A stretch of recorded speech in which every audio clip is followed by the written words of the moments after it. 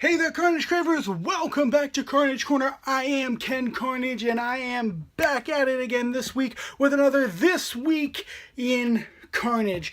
And as always, we're going to kick things off talking about the Universal Championship. First off, former Universal Champion Brock Lesnar. We saw him for the first time since SummerSlam, for the first time since SummerSlam at Hell in a Cell, where he showed up with no logos, all black, all business, with a full-on fucking lumberjack beard, and he kicked the door off the hinges of Hell in a Cell, put the beating on Roman Reigns and Braun Strowman, and walked the fuck out. Alright, so it was nice to see Brock again. I always enjoy his work, and as much as I like Braun Strowman, this was a cool moment. I mean, he kicked that door right off its frickin' hinges, and he went in there and went to town. It's nice to see Brock when Brock's all business. In other news, that match was thrown out. Which, how do you have a non-finish on a no DQ match? There was no way in hell that the referee should have stopped that match. It just doesn't make any sense. There should have been a winner. Somebody should have won. This bullshit,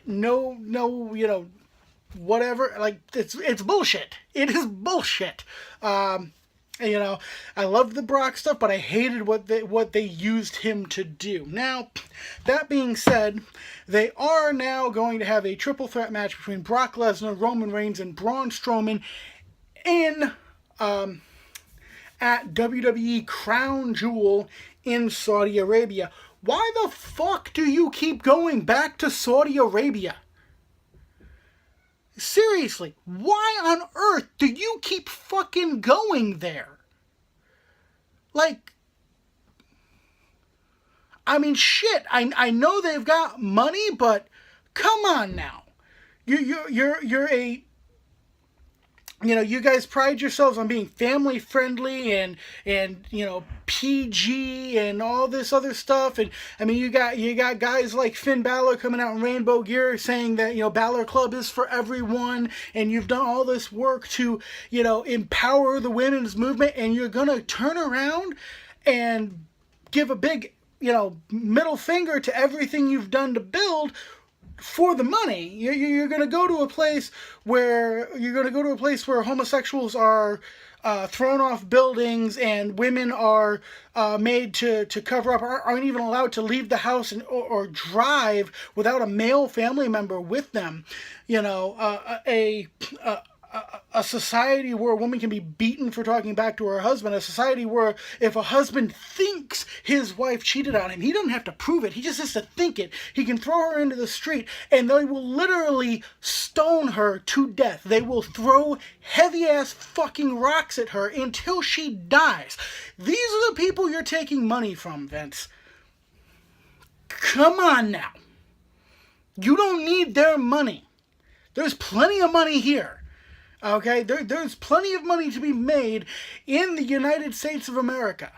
You do not fucking need to go to Saudi Arabia. I don't like it. I don't agree with it.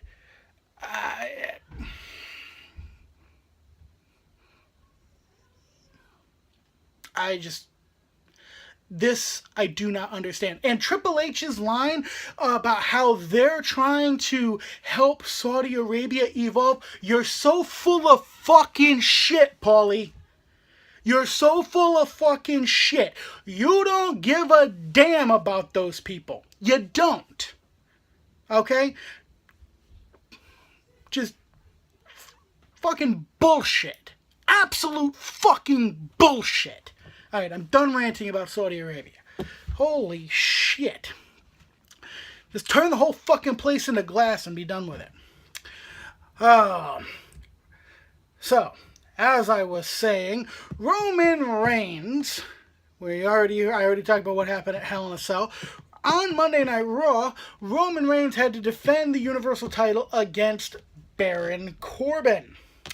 Never thought I'd find myself rooting for Baron Corbin, but I was. but he didn't get the job done. Roman retained. The next title match that we know about is the triple threat match in Saudi Arabia. The title's not on the line at the Super Showdown in Melbourne, Australia, which I don't know why it's not. I mean, why is the title not on the line? Why, you're having a big event. You're having a big event. Have the title be defended. That's what big events are for. Okay? This was the problem people had with Brock Lesnar. It wasn't the fact that he wasn't on Monday Night Raw every fucking week. It was that the title wasn't being represented and defended at the fucking pay-per-views. Your big events, your titles are on the line. Who is in your ear, Vince? You knew how to do this for how many fucking years, and now you can't seem to pull your head out of your ass? What the hell is going on? It's a big event. Defend the fucking belt. It's not fucking rocket science. This is like some fucking WCW NWO shit where frickin' Hogan will main event the fucking pay-per-view as world champion in a tag team match. No belt on the line. What the fuck is that shit? Ugh. Oh, this one's not for the kids. I'm swearing too much. That being said, I still, I'm not changing my mind. Even with the addition of Brock Lesnar, I'm not changing my mind as to who I think is going to be the next Universal Champion. I still believe Braun Strowman will be our next Universal Champion. I'm sticking to that. Moving on to talk about the Intercontinental Championship a little bit. Former Intercontinental Champion and current one half of the Raw Tag Team Champions, Dolph Ziggler, enacted his rematch clause on Monday Night Raw just 24 hours after not only defending the tag titles against Seth Rollins and Dean Ambrose, but also 24 hours after crashing a good 15 feet off the side of Hell in a Cell through a table. He enacted his rematch clause. He was talked into it by Baron Corbin, who ended up being mistaken about Seth Rollins' inability to be there and defend. Long story short, Dolph came up short. Seth Rollins is still the Intercontinental Champion.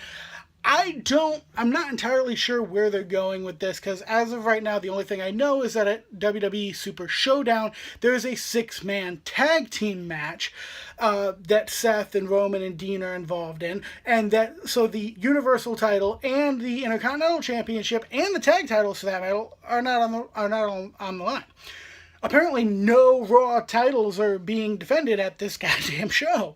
I don't know. That being said, it's as far as who I think will be our next Intercontinental Champion,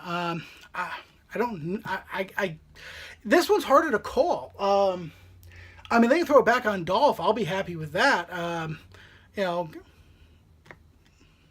Just get it off Seth.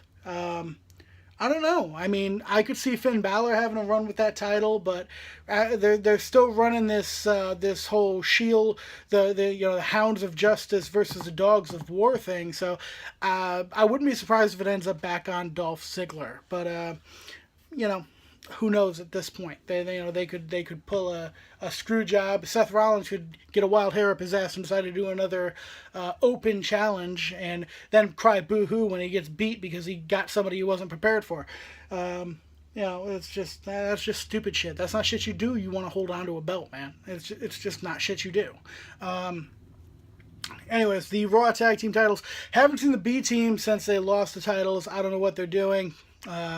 Maybe they're reading reading successful title reigns for dummies or something like that, but I haven't seen them since they lost those titles. Dolph and Drew are the Raw Tag Team title champions. They successfully defended them at Hell in a Cell, as I mentioned before.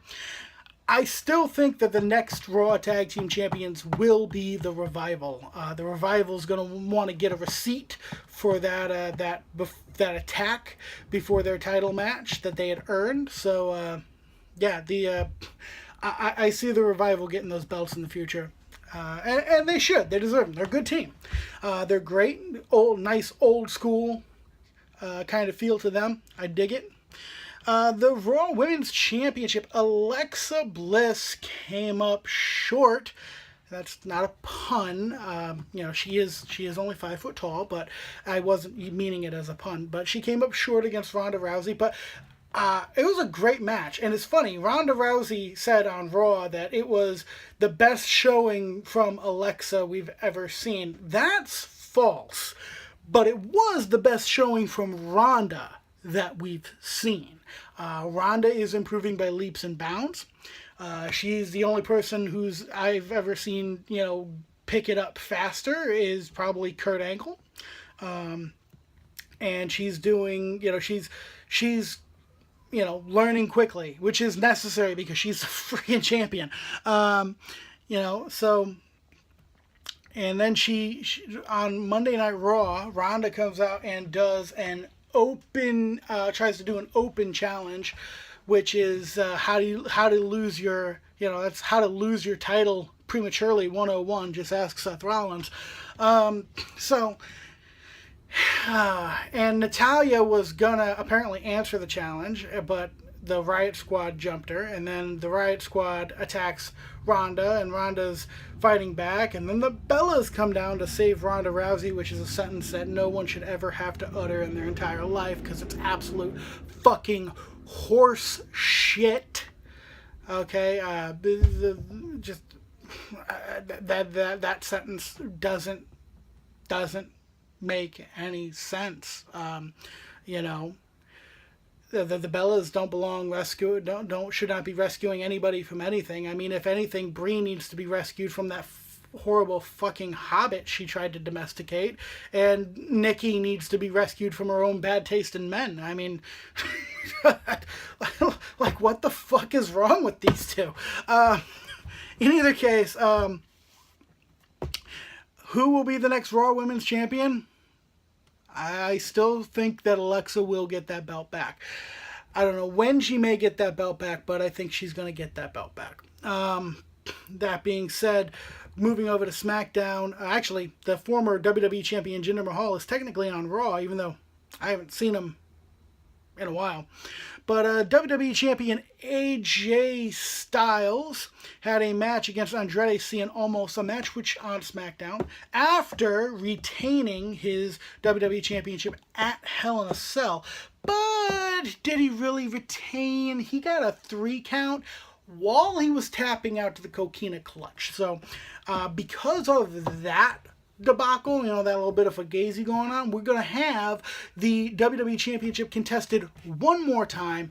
No rules, no holds barred, no bullshit, no excuses, no this, no that. There must be a goddamn winner, and that is happening at WWE Super Showdown in Melbourne, Australia. So, but after AJ beat Cien on SmackDown, Samoa Joe attacked him and beat him down a little bit. They had a little bit of a back and forth there, but Joe's pissed, and Joe's got a reason to be pissed because the AJ was tapping out and the referee was counting Joe's shoulders. So it's like I said, it's a little fugazi.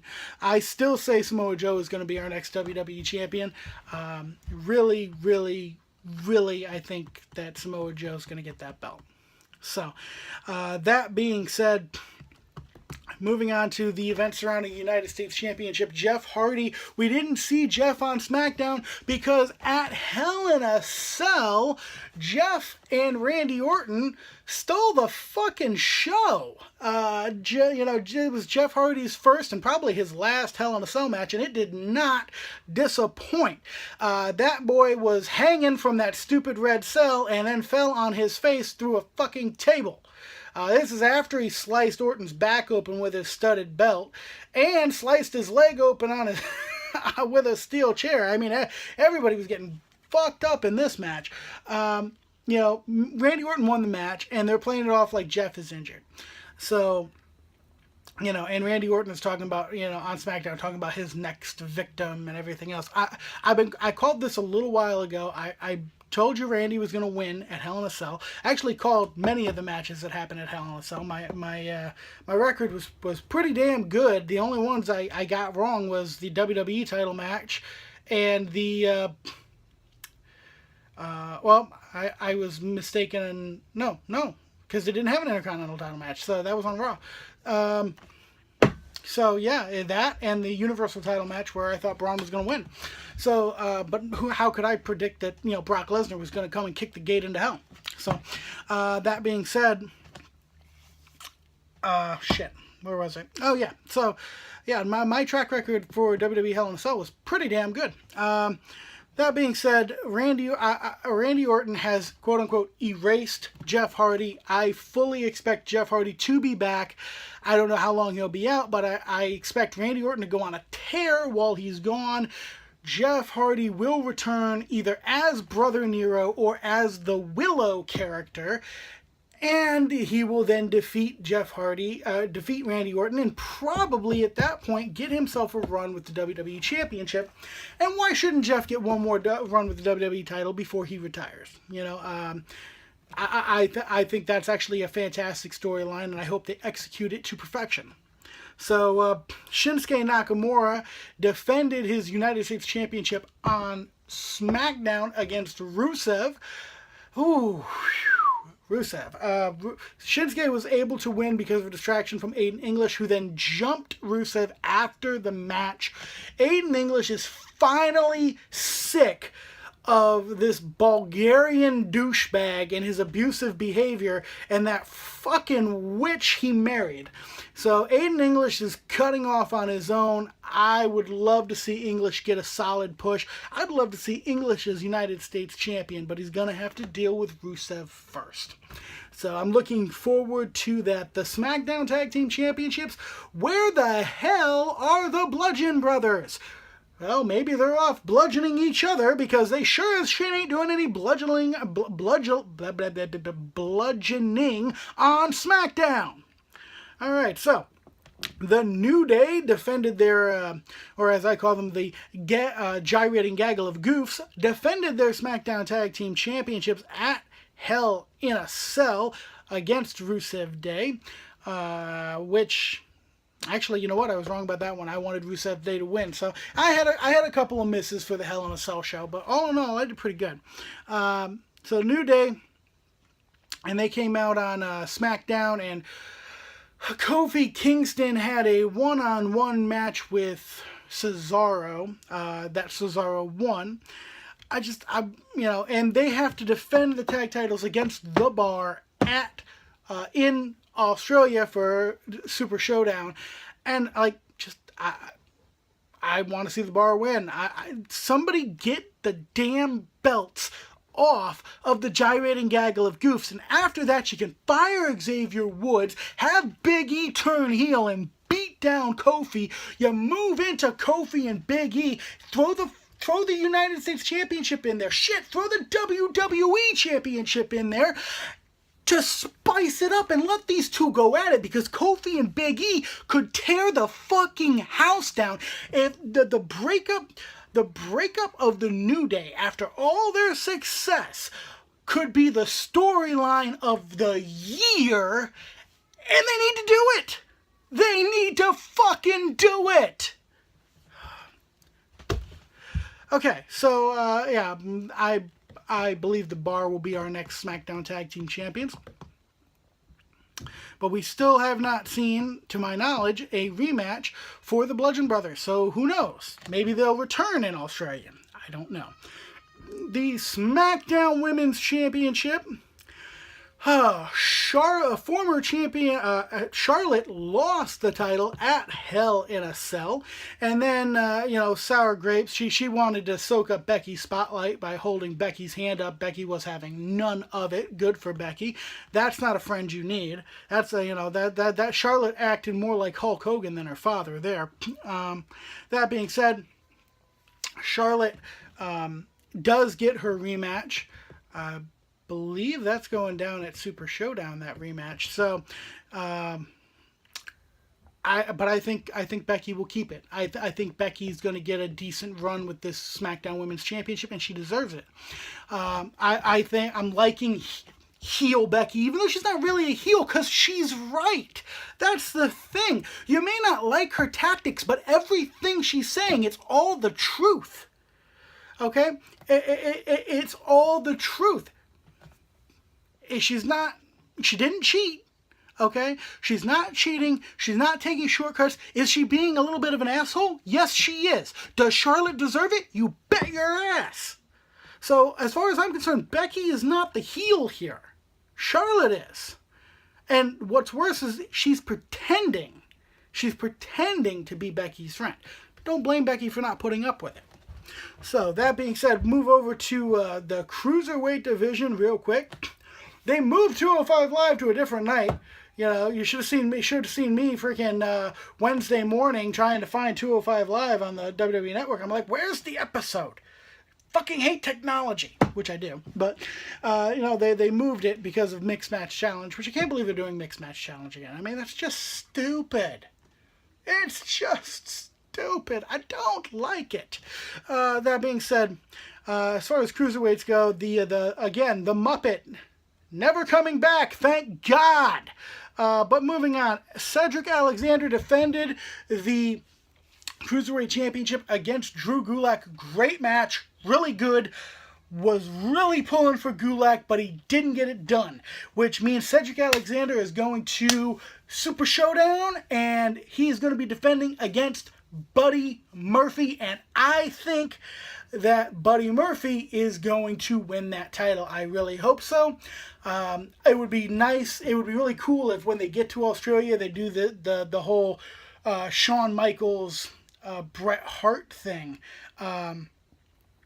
Years ago when Shawn, I'm not talking about the Montreal Screwjob, but years ago when they were in the States, Shawn was the babyface and Bret was the heel, but every time they went into Canada, Bret became the babyface and Shawn became the heel. So in Australia, I think Cedric should be the heel and Buddy should be the babyface. And then once they get back to the States, Buddy can go back to being, you know, the heel. I think that's good because it will definitely accentuate the idea that different places view things in different ways. And that's not a bad thing. It's a good thing. We don't all have to think alike. We don't all have to believe the same things.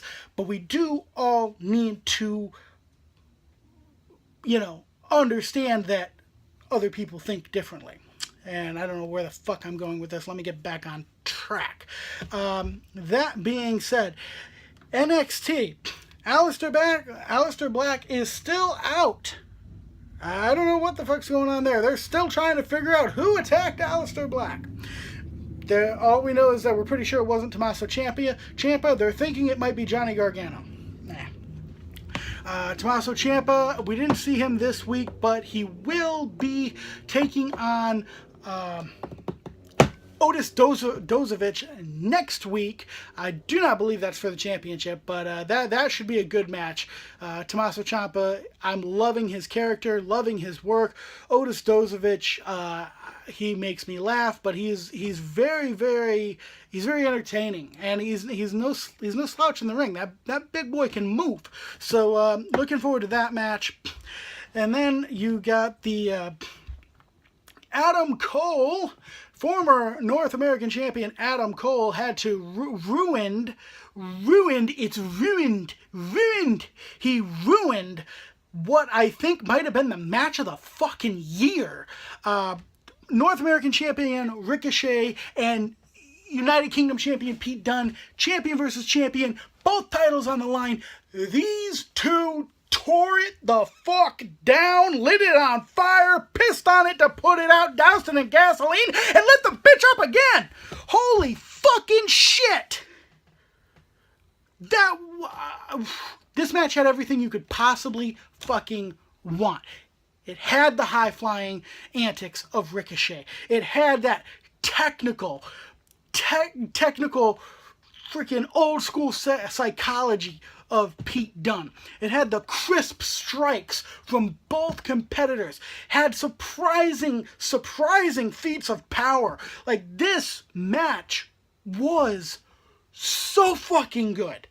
So fucking good. And what's funny is I so badly wanted to dislike Ricochet because he's this fucking indie darling, and half the time the people, you know, the huge indie marks, they say that a guy's so good, and when I finally see him, I'm like, really? This is it? but I can't say that about Ricochet. And, you know, I mean, I haven't liked everything he's done, but this, him working with Pete Dunne, what a matchup. I want to see this again. Like, I do this again. Please. Again. Again. But Adam Cole and the Undisputed Era came in and they ruined it. They ruined it by causing disqualification. So neither belt changed hands. But I'll tell you what they did do, and it's why they did it, was they really, really highlighted how good Pete Dunne was. And they kept talking about Pete Dunne being the face of NXT UK, which he is. And this was to try and get more people to turn into NXT UK.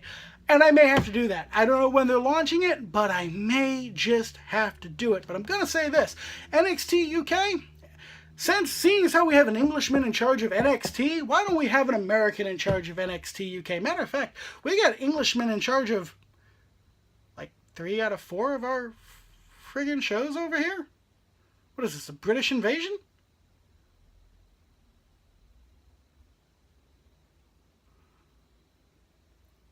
No more redcoats.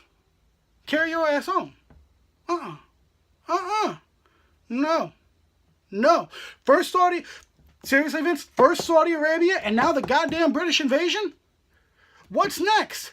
You gotta trade the United States Heavyweight Championship in for the Canadian Heavyweight Championship? Get the fuck out of here. Okay.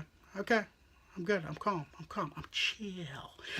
So, I haven't seen Mustache Mountain, probably because they're going to be on WWE NXT UK. There's a long name. But as I said, the Undisputed Era, they came in and they ruined the before-mentioned title match and then were chased away by the War Raiders. The War Raiders are on the hunt for NXT Tag Team Gold and they're going to get it. I mark my words, they're going to get it. So, and then of course the NXT Women's Championship, Shayna Baszler. We didn't see Baszler this week, or Kairi Sane for that matter. So, but Baszler has a rematch coming up. I don't know when she's going to do it, but even still, I don't think Baszler is going to get that belt back. Like I said, I think Baszler is going to get called up to SmackDown, and they can start building her over there while they build Ronda over here, and they will eventually build it all the way to SummerSlam. Maybe not this SummerSlam. Maybe next SummerSlam. Survivor Series. Fuck am I thinking? And when they get to Survivor Series, you can then have champion versus champion, and it'll be interesting because it's also friend versus friend. You can build it that way. You can do it that way, provided everybody stays healthy and, nobody changes their mind. So, that being said, I've got a couple of other things I want to talk about as far as wrestling news or comments or tidbits or, whose fucking idea was it to paint the cell red? That thing looked like shit. It was an eyesore. It was hard to look through. Like, if you looked up, you'd be like, ugh. It was like getting light shined in your goddamn face. It was hard to see through. I couldn't imagine being there, being somebody in the crowd who doesn't have the benefit of the cameraman inside with the shot, who's got to try and look through that fucking cell. I don't see how the hell they could see through it. Whose bright fucking idea was it to make the cell look like a damn toy?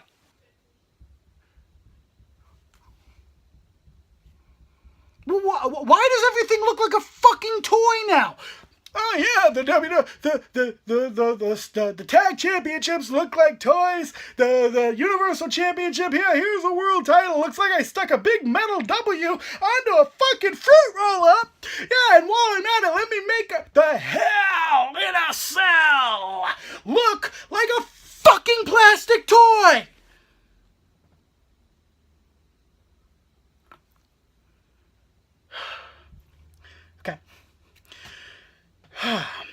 At WWE Hell in a Cell, the Team Go Away, which is Daniel Bryan and that blow-up doll he married, the Hobbit and the blow-up doll, they had a match against Miz and Maurice, which Miz and Maurice won. It's the way I wanted it to go, but I wasn't sure if that was the way they would book it, and they did. I was very happy. And now we're moving on to, because Maurice is going to be retiring, basically, at least for a little while, until, Monroe is older, which is good. That's very responsible of her. It's, I would say I don't know why Brie doesn't do the same thing, but then again, if you weren't raised, you don't know how to raise, so, yeah. So that being said, we will get Miz and Daniel Bryan versus each other at Super Showdown. Winner gets a shot at the WWE Championship. I think Miz wins, and I think that Miz goes on to work with Samoa Joe. That's what I think. Although heel and heel doesn't work, but it is a badass heel and a chicken shit heel, so it does kind of work. But are either one of them really heels? I mean, they get more cheers than the top babyface, Roman Reigns. So, I don't know. But that's what I'm thinking. I'm thinking Miz beats Daniel Bryan again. So, and the last bit of wrestling news. This one's a little sad depending on your opinion, but Matt Hardy has retired. He did so fairly quietly, just putting out a video online and saying that he'd met all his contractual obligations and that it was time to ride off into the sunset.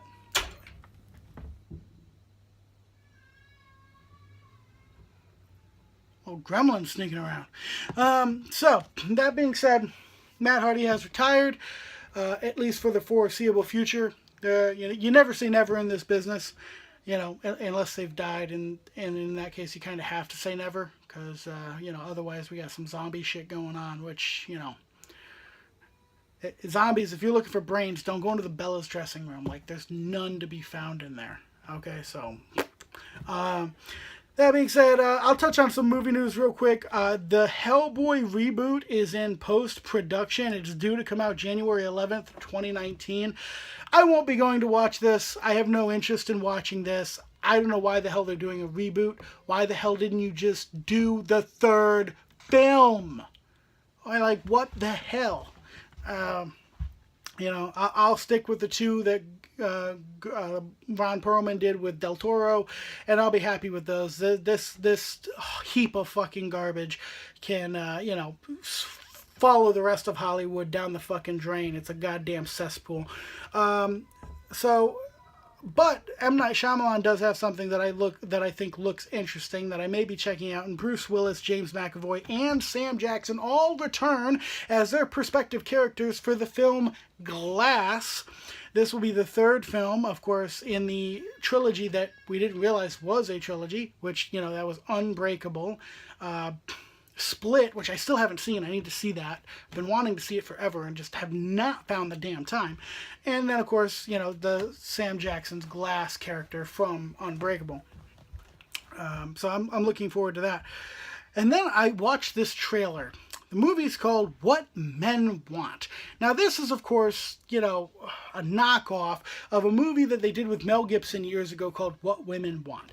The movie What Women Want was actually was entertaining. It was good. You had a chauvinistic character who thought that women were all one way, and then ends up able to hear their thoughts and learns, he gets some insight into the opposite sex, and therefore also gains some respect for them.